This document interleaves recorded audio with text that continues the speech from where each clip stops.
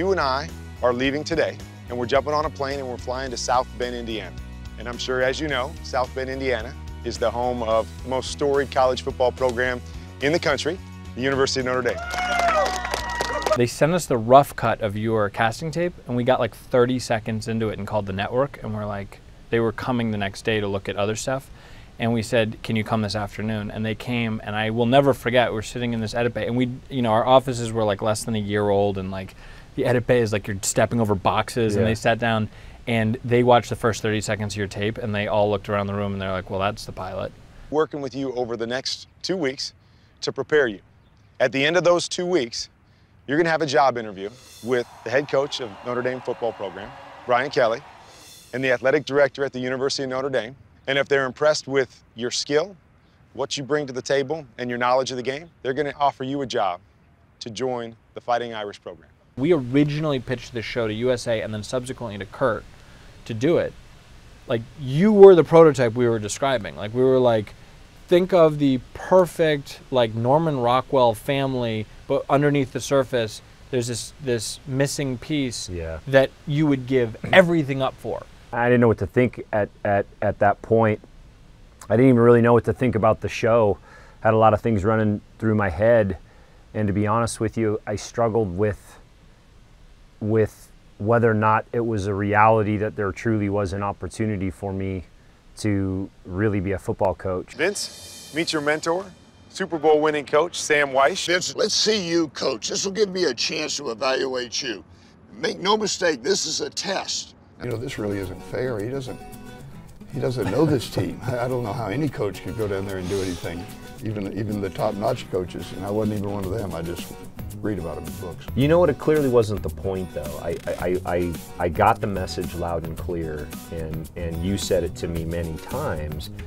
What stuck in my head from what you told me is that the game isn't about the X's and O's. The first 6 hours at Elkhart was brutal. It was destruction for me. It was brutal. It was so brutal because I could just see, like, it's so funny because Sam White says, he's like, this game is supposed to be fun. And here we're watching this, like, basically like an executive, like, walk up and down the field, and you're like calling plays, and then you're kind of like, just, you're very like whatever.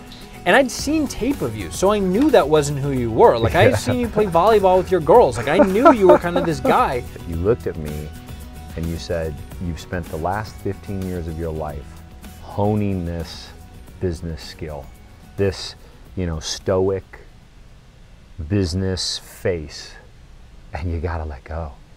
And if you don't, none of this is gonna work out for you. Your journey was so emblematic of what the show was about.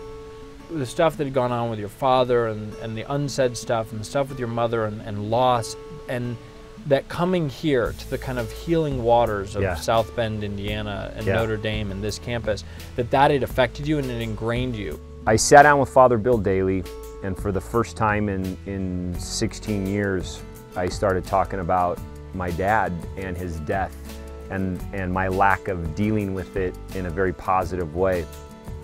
I've held guilt and responsibility, a high level of guilt and responsibility for my dad's death. I didn't make it back before he passed away, so I didn't even get to say goodbye to him. And you know, my mom was left in a strange situation. So many things happened to me at that time, and I guess I just bottled up however I felt about my dad's passing. And Father Bill Daly let it out of me. And it was really just an amazing thing. It was an amazing experience. It's something that I needed in my life at that moment. And that was the moment I knew why Notre Dame and why I was there.